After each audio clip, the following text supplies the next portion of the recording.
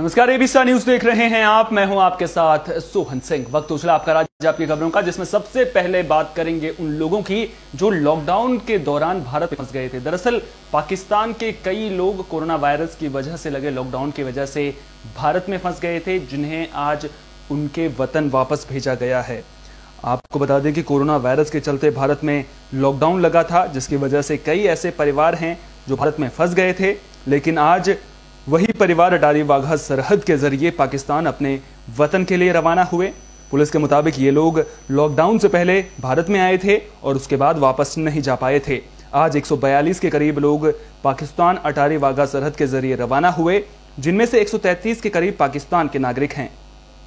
आपको बता दें कि ये लोग भारत में अपने रिश्तेदारों और किसी काम के सिलसिले में भारत आए थे और 9 भारतीय हैं जो अपने रिश्तेदारों से मिलने पाकिस्तान जा रहे हैं। तो आपको बता दें कि लॉकडाउन की वजह से कई लोग भारत में फंस गए थे, जो आज अटारी वाघा बॉर्डर के जरिए पाकिस्तान रवाना हुए हैं। इनमें से कुछ लोग पाकिस्तान के नागरिक हैं, जबकि बहुत कम संख्या में लोग भारतीय नागरिक भी हैं जो अपने रिश्तेदारों से मिलने के लिए पाकिस्तान जा रहे हैं। एज पर लिस्ट देखा जाए तो 142% है जी अज पाकिस्तान जाने वास्ते जिन्होंने परमिशन ग्रांटेड हुई है। 133% जी पाक नेशनल प्लस 9% इंडियन ये अज पाकिस्तान भेजी जा रही है। इनका सफ़र करके 600 700 किलोमीटर सफ़र करके इधर आए। आज ये अथॉरिटी वाला को आया, कहने लगा जी आपकी हमें लिस्ट ही नहीं आई है। अब लिस्ट भेजना जो है वो मिनिस्ट्री ऑफ होम अफेयर का काम है या मिनिस्ट्री ऑफ एक्सटर्नल अफेयर का काम है। हमारा काम तो नहीं है ना। हमारे पास पासपोर्ट है, चेक कर सकते हैं। हमारे पास वीज़ा है, चेक कर सकते हैं। हमारे पास परमिट है, आप चेक कर सकते हो। हमारा आधार कार्ड चेक कर सकते हो, तभी हम कोई प्रूफ है तभी हम आए, ऐसे थोड़े हमें। एज पर लिस्ट देखा जाए। खबर उत्तराखंड के पौड़ी से है। दरअसल सरकार विकास के लिए बजट का आवंटन तो करती है, लेकिन उसके बावजूद अधिकारियों के सुस्त रवैये की वजह से विकास के काम नहीं हो पाते हैं। अब ऐसे अधिकारियों पर लगाम लगाने की कोशिश की जा रही है। दरअसल पौड़ी जिले में 3 विकास खंडों में विकास कार्य की प्रगति को बड़ी ही सुस्त चाल के साथ उनके मुकाम तक पहुंचाना 3 विकास खंड के खंड विकास अधिकारियों को महंगा पड़ रहा है। जिलाधिकारी से विकास कार्यों की प्रगति के संतोषजनक न होने पर विकासखंड बीरोखाल, जयहरीखाल और पोखड़ा के खंड विकास अधिकारियों के साथ ही विकास कार्यों से संबंधित विभागों से स्पष्टीकरण तलब किया गया है। इसके साथ ही हफ्ते के भीतर कार्य प्रगति के निर्देश भी दिए गए हैं। दरअसल जिले के 15 ब्लॉकों की समीक्षा बैठक में कई विभाग सालाना लक्ष्य को पूरा नहीं कर पाए हैं। इनमें से कई विभाग तो ऐसे भी हैं जिनकी आपको बता दें कि इनकी कार्य प्रगति शून्य स्तर पर है। ऐसे में जिलाधिकारी ने इन्हें कड़ी फटकार लगाई है। संबंधित विभागों से स्पष्टीकरण मांगते हुए कहा है कि जिन ब्लॉकों में कार्य प्रगति शून्य और संतोषजनक नहीं है, वे या तो दिए गए बजट को वापस कर दें या फिर विकास कार्यों की प्रगति पर ध्यान दें। उन्होंने कहा कि सरकार द्वारा विकास कार्यों के लिए दिए गए लक्ष्य को 31 मार्च से पहले पूरा कर लें, अन्यथा बजट रिकवरी उनसे की जाएगी। जिलाधिकारी ने खंड विकास अधिकारियों को निर्देश दिए हैं कि पुराने वित्तीय वर्ष के लंबित कार्यों जिनमें कार्मिक और जनप्रतिनिधि से वसूली की जानी है, संबंधित कार्मिक से स्पष्टीकरण तलब करते हुए वसूली की कार्रवाई 1 हफ्ते के भीतर ही निस्तारित की जाए। वहीं विधायक निधि के अंतर्गत स्वीकृत कार्य की समीक्षा के दौरान राजाजी नेशनल पार्क की धीमी कार्य प्रगति पर भी नाराजगी जाहिर की है। कर दिया है। संबंधित कार्मिक का स्पष्टीकरण कॉल करेंगे और उससे वसूली करने की कार्रवाई जो है 1 सप्ताह के अंदर पूर्ण करेंगे। अन्य ऐसे कार्य हैं जहां पर जो है कार्य पूर्ण हो रखा है लेकिन सेकंड किस्त का मांग नहीं किया गया है। ऐसे कार्य के लिए मैंने उनको 1 वीक के अंदर समस्त कार्रवाइयां पूर्ण करते हुए द्वितीय किस्त की मांग करने का अनुरोध किया, ताकि हमारा वित्तीय प्रगति भी और कार्य की पूर्ति दोनों सुनिश्चित किया जाएगा। साथ में जो हमारे विभागीय कार्यवाही होती है विधायक निधि के अंतर्गत, उनका भी आज समीक्षा किया गया है। प्रमुखता से इसमें सॉइल कंजर्वेशन विभाग, RWD और PWD और सिंचाई विभाग, इनका प्रगति थोड़ा सा संतोषजनक नहीं पाया गया है। उनको आज स्पष्टीकरण कॉल कर रहे हैं और उनसे अनुरोध हम ये कर रहे हैं कि 31 मार्च से पूर्व जो है समस्त कार्यों की प्रगति सुनिश्चित करेंगे और जहां पर विवाद है, जहां पर धनराशि वापसी होना है अथवा परिवर्तन होना है, उन कार्यों को लेकर पत्राचार करेंगे और कर दिया है संबंधित कार्य। खबर उत्तराखंड के नरेंद्र नगर से है, जहां सेवानिवृत्त राजकीय पेंशनर संगठन के चुनाव हुए हैं। आपको बता दें कि त्रैवार्षिक ये चुनाव थे। यहां संगठन के भवन पर ही ये चुनाव संपन्न हुए हैं। चुनाव पर्यवेक्षक और संगठन के प्रदेश अध्यक्ष पीडी गुप्ता और प्रांतीय महामंत्री गिरीश चंद्र भट्ट की देखरेख में चुनाव संपन्न किए गए। अध्यक्ष के पद पर प्रकाश कांत ध्यानी, सचिव पद पर रघुवीर सिंह भंडारी, केशव चंद्र जोशी कोषाध्यक्ष तथा सुंदर सिंह रावत को संगठन का ऑडिटर चुना गया। चुनाव पर्यवेक्षक पीडी गुप्ता ने चयनित पदाधिकारियों को पद और गोपनीयता की शपथ दिलाई। नव निर्वाचित पदाधिकारियों ने संघ के सदस्यों को विश्वास दिलाया कि लंबित मांगों का निराकरण जल्द किया जाएगा। स्वास्थ्य सुविधा के नाम पर पेंसिल से की जा रही कटौती का विरोध किया जाएगा। चुनाव पर्यवेक्षक और प्रांतीय अध्यक्ष पीडी गुप्ता ने चयनित तहसील शाखा के पदाधिकारियों को निर्देश दिए कि वे 10 दिन के भीतर कार्यकारिणी का विस्तार कर दें। निर्विरोध चुना गया हूँ और इसलिए इसके शाखा में जो भी समस्याएं पेंशनरों की पेंशन से संबंधित आएगी उनके लिए समाधान उचित कार्रवाई जो है संपूर्ण जिम्मेदारी सचिव पद की दी गई है। मेरे संज्ञान में जो भी संगठन की ओर से सदस्यों की समस्याएं आएंगी मैं उनका निराकरण अपने स्तर से करूंगा और विभागीय कार्रवाइयों लिए मैं काम करूंगा और उसके निस्तारण के लिए अपने स्तर से पूर्ण कार्य करूंगा। जो भी आंदोलन उसके लिए जो करना पड़ेगा उसके लिए मैं पूरी तरह से तैयार रहूंगा। खबर उत्तराखंड के काशीपुर से है, जहां श्लोक भास्कर नाम के एक युवक के नाम खास उपलब्धि दर्ज हो गई है। माफ कीजिएगा, श्लोक भारद्वाज इनका नाम है। कहते हैं ना कि अगर हौसले बुलंद हों और दिल में कुछ कर गुजरने का जज्बा हो तो कोई भी मुकाम आसानी से पाया जा सकता है। जी हां, ऐसा ही कर दिखाया है काशीपुर के गिरिताल क्षेत्र निवासी श्लोक भारद्वाज ने। इंडिया बुक ऑफ रिकॉर्ड में नाम दर्ज कराकर अपने माँ पापा के साथ साथ अपने प्रदेश का नाम रोशन कर दिया है। रैप सॉन्ग लिखना और उसे गाना तो अलग बात है, लेकिन पूरे रैप में अगर सिर्फ एक ही अक्षर से शुरू हो तो जरूर अचरज की बात है। आपको बता दें कि काशीपुर के रहने वाले श्लोक भारद्वाज ने यह कर दिखाया है। उनके लिखे रैप के सारे अक्षर ब से शुरू होते हैं। रैप लिखने के बाद उसे फिर अपने अंदाज में गाना और भी मुश्किल काम था, लेकिन श्लोक भारद्वाज ने ये दोनों काम बड़ी ही कुशलता से किए हैं, जिसके बाद उन्हें इंडिया बुक ऑफ रिकॉर्ड में उनका नाम दर्ज हो गया है।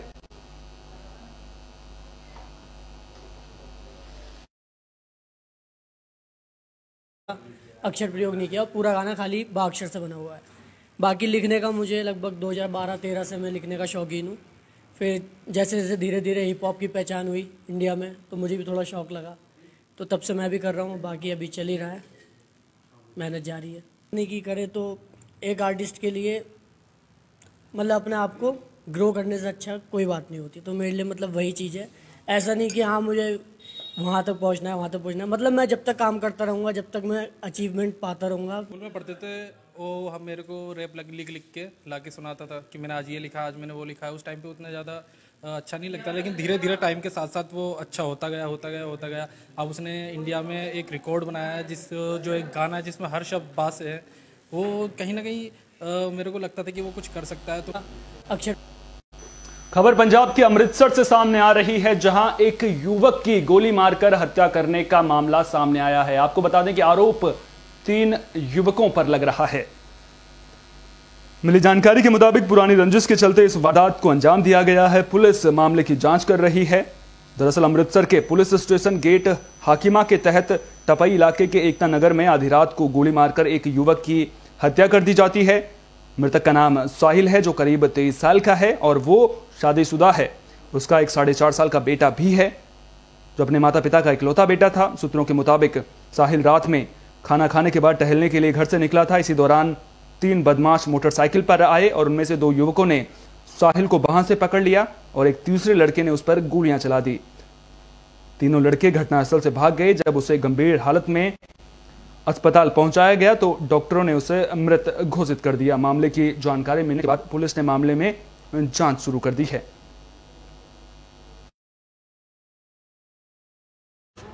वो सामने दुकान दसदा उन्हें कहा भी जो आया दो ने मेरी बाहों फड़ लिया। एक बंदा जरा उन्हें पिस्टल कढ़िया, उन्हें गोली मारी लाती है। एक मारी 2 मारी, तीजा फायर किया, वो एक मुंडा होर खड़ा है, वो सिर के उपर नंगी है। तो चौथा फायर किया, वो वजा गेट के जाके जिन्होंने डिग पिया थले, दूजे ने अपने घर वड़ गया जाके गड्ढा बाहर आ गया। ਉਹਨੂੰ 3 ਮੁੰਡਿਆਂ ਨੇ ਜਿਹੜੀਆਂ ਗੋਲੀਆਂ ਮਾਰੀਆਂ ਨੇ ਉਹ ਇੱਥੇ ਆਇਆ ਉਹਦਾ ਤੇ ਬਾਕੀ ਤਫਤੀਸ਼ ਕਰ ਰਹੇ ਹਾਂ। ਕੀ ਪੁਰਾਣੀ ਰੰਜੀ ਜੀ ਸਰ? मौके ਤੇ ਆਏ हैं, तफ्तीश कर रहे हैं की वजह की है। वो सब खबर संभल से सामने आ रही है, जहां एक व्यक्ति का शव खेत में पड़ा मिला है। आपको बता दें कि पुरानी रंजिश के चलते हत्या करने की आशंका जताई जा रही है। आपको बता दें कि गुन्नैर के हुसैनपुर से यह मामला सामने आया है। पुरानी रंजिश को लेकर हत्या का मामला सामने आया है। मृतक की पहचान रामजिमल के रूप में हुई है। मिली जानकारी के मुताबिक रामजिमल रात को 8 बजे फसल की देखभाल करने खेत पर गया था, लेकिन वापस नहीं लौटा, जिसके बाद उनकी पत्नी ने जाकर देखा तो उन्हें पति का शव पड़ा मिला। मामले की जानकारी मिलने के बाद पुलिस मौके पर पहुंची और शव को कब्जे में लेकर पोस्टमार्टम के लिए भेज दिया है।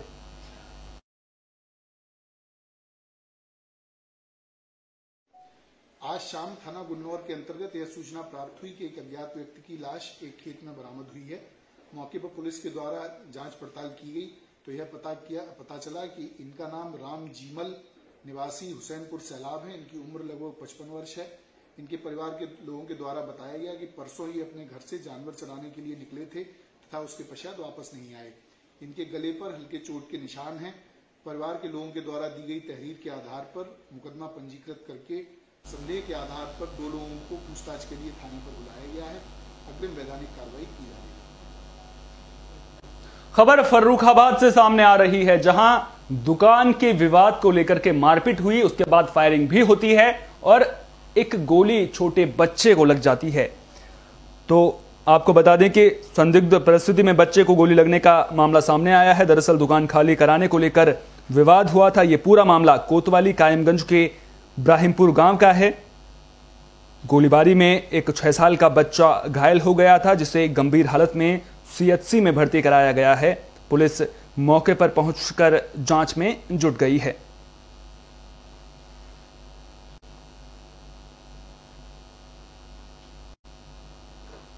उत्तर प्रदेश में पंचायत चुनाव शुरू होने वाले हैं और पंचायत चुनाव में अक्सर उम्मीदवार शराब बांटते हुए भी नजर आते हैं। शराब के जरिए वोट हासिल करने की कोशिश रहती है। ये कोशिश की जाती है कि अगर हम किसी को शराब पिलाएंगे तो वो फिर हमें वोट देगा। लेकिन बिजरौल गांव में आयोजित जन चौपाल में महिलाओं ने ऐलान कर दिया है कि अगर पंचायत चुनाव में शराब बांटी गई तो महिलाएं वोट ही नहीं डालेंगी। साथ ही साथ जो उम्मीदवार शराब बांटेगा उसका बहिष्कार भी किया जाएगा। तो साफ तौर पर पंचायत चुनाव में शराब ना बंटे, इसको लेकर के बागपत में महिलाओं ने बड़ा ऐलान कर दिया है। साफ तौर पर कहा है कि अब गांवों में शराब वाली सियासत बिल्कुल भी नहीं चलेगी। हम लोग, मैं और एसपी साहब, हम पहले से ही काफ़ी इसमें लगे हुए हैं कि हम लोग जितना भी शराब है उसको अच्छे तरीके से प्रशासन ढंग से उसको कंट्रोल किया जाए। और एक जो समूह के माध्यम से हमारी दीदियों ने जो एक आह्वान किया है, और ये बाबा श्यामल की धरती है, इस धरती से उन्होंने आह्वान किया है कि इस चुनाव में किसी भी प्रकार की नशे की जो भी लोग उसका समर्थन करते हैं उनका वो बहिष्कार करेंगे। तो एक बहुत ही अच्छा संदेश है ये पूरे समाज के लिए। मुझे लगता है कि इस गांव से निकलकर सभी गांवों में ये बात पहुंचेगी। और मैं अपने सभी मीडिया बंधुओं से और आपके माध्यम से भी कहना चाहूँगा कि इस प्रकार की जो एक अच्छा समाज के प्रति, एक अच्छे व्यवहार के प्रति जो महिलाओं का समर्थन है उसको सभी लोगों के बीच में पहुँचाया जाए और अच्छा, स्वच्छ और निष्पक्ष चुनाव कराने में मदद की जाए, ऐसा संदेश सभी लोगों ने किया है। दूसरा जो बहुत अच्छी चीज़ यहाँ इस गाँव में निकल के आई कि हम लोग जनपद का पहला महिला ओपन जिम इसी गाँव में खोलेंगे और बहुत जल्द उसका उद्घाटन करेंगे। आप सभी लोग आमंत्रित करेंगे। महिलाओं के बीच से डिमांड उठ के आई थी, तो मुझे लगता है कि मिशन शक्ति के अंतर्गत और जो हम लोग बेमिसाल बागपत का कार्यक्रम भी चला रहे हैं, उस कार्यक्रम के अंतर्गत एक अच्छी पहल है, इसका पूरा समर्थन किया जाएगा। प्रशासन पूरी तरीके से महिलाओं के साथ है। क्या मांग है पूरी, क्या घोषणा किया? सर, हम देख रहे हैं कि महिलाओं से कोई ना ही तो वोट के लिए ये कहता, सब पुरुषों को भगाते हैं, उनको शराब पिलाते हैं, उनके बच्चों को पिलाते हैं, केवल अपने थोड़े से स्वार्थ के लिए कि हमें वोट दी जाए। भुगतना तो महिलाओं को ही पड़ता है। 2 दर्जे का समझा हुआ है हमें इन्होंने, और ये समझते हैं कि औरतें तो हाँ जी। तो हमने यही मांग रखी है कि इस बार युवाओं को या बुजुर्गों को किसी को भी शराब न बांटी जाए, जिससे घर में लड़ाई झगड़ा ना हो। क्योंकि प्रधान तो एक बार शराब बांट देगा, हाथ भी एक बार जोड़ लेगा, बाकी 5 साल तक हमें भुगतना पड़ेगा। चुनाव में आपका क्या फैसला रहेगा? क्या चुनाव में सर हमारी तरफ से जो समूह की दीदी है, 600 महिलाएं हैं, सबका यही फैसला है कि जो भी दावेदार शराब नहीं बांटेगा सभी उसी को वोट देंगे। अभी आपके यहाँ कौन आए हुए है, कहाँ पे ये बात हुई है? सर, हमने अपने ग्राम संगठन की मीटिंग की है सर। कौन है यहाँ पर, कौन आए हुए हैं, कौन अधिकारी है? सर, यहाँ पर कमिश्नर भी है, डीएम भी है और बाकी सभी विभागों के अधिकारी आए हुए हैं। उनके सामने ये बात रखी है हमने अपनी। अब देखते हैं कितना हम लोग, मैं और बागपत में यूपी का पहला महिला ओपन जिम बनेगा और आपको बता दें कि ये ओपन जिम महिलाओं के लिए बिजरौल गांव में बनेगा।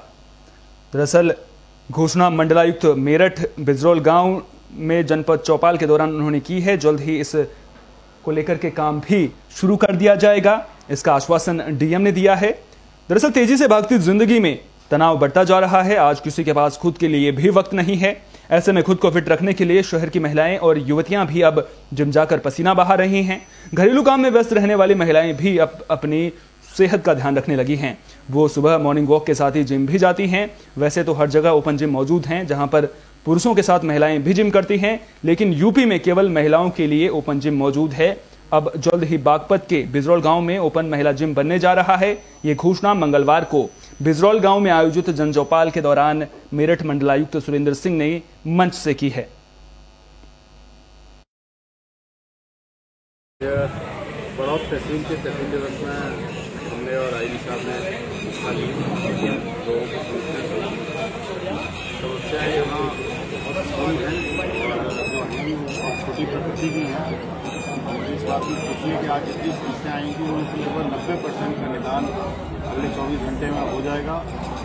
सब लोगों की टीम गठित करती है, कुछ तो ऐसी हैं जिनका आज शाम तक ही हो जाएगा। और उनसे एक आइडिया ये भी होता है कि किस तरह के ऐसे काम हैं जिनमें ढिलाई हो रही है, तो उसके लिए सब निर्देश दे दिए गए हैं। आगामी पंचायत चुनावों को लेकर अलग से एक मीटिंग भी अभी शासकीय और पुलिस अधिकारियों के साथ हम लोगों ने की है और उसमें निर्देश दिए कि किस प्रकार से सेंसिटिव एनालिसिस करते हुए चुनाव की ऐसी तैयारी करनी है जिससे निष्पक्ष, स्वतंत्र और निर्भीक रूप से चुनाव हो, पारदर्शी चुनाव हो। उसके साथ ही आज इस गाँव में चौपाल लगाने के माध्यम से ये जानने की कोशिश की कि किस प्रकार की समस्या अभी बड़ौद तहसील के तहसील। फर्रुखाबाद का एक युवक घर से देहरादून के लिए निकला था, लेकिन वो अब गायब हो गया है, जिसकी जानकारी परिजनों ने पुलिस को दे दी है।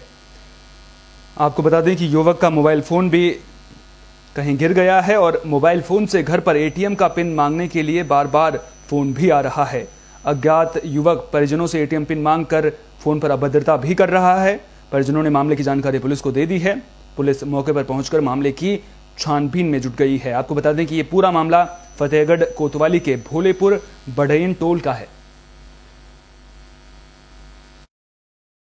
शाम को यहाँ से गया था देहरादून के लिए, तो जनरत वाली बस में बैठा है, बोल रहा है कि हम जनरत वाली में बैठे हैं, लेकिन हम लोगों ने देखा नहीं कि किसमें बैठा है। और वो वहीं से पता ही नहीं, हम लोग फोन कर रहे थे तो रात को 10:30 बजे 10:34 तक मेरी बात हुई उससे। 10:34 के बाद में फिर नहीं मेरी बात हुई। उसने कह दिया मेरा फोन खो गया।